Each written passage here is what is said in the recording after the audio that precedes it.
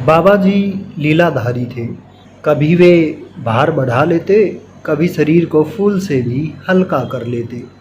अष्टसिद्धि नवनिधि के मालिक, उनकी इच्छा शक्ति इतनी प्रबल थी कि एक बार जिस पर कृपा करने की इच्छा हो गई तो गली में पड़े कंकड़ को भी हीरा बना दिया।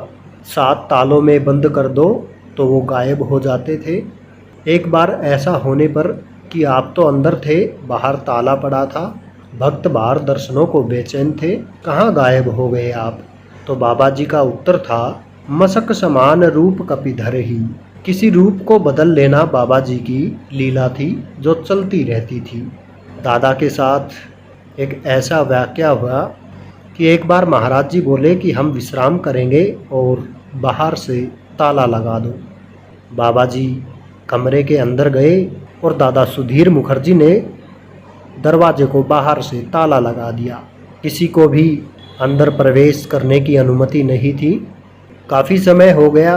कुछ और भक्त बाहर से दादा के घर आए तो उन्होंने बताया कि बाबा जी तो बाहर सड़क के किनारे बैठे हुए हैं।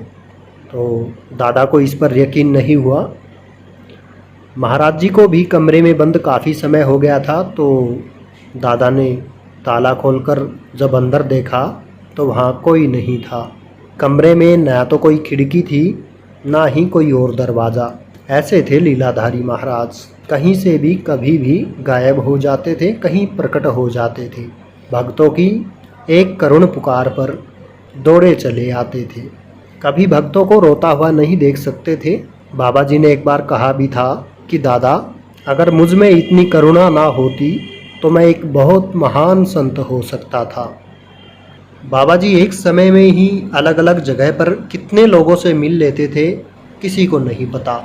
और जिनसे मिलने का मन ना हो तो उसके सामने ही स्वयं को गायब कर लेते थे। एक ऐसा सागर जिसकी गहराई तो है मगर उस गहराई का अंत नहीं। कोटि कोटि प्रणाम ऐसे मेरे बाबा नीम करोरी जी महाराज जी के श्री चरणों में।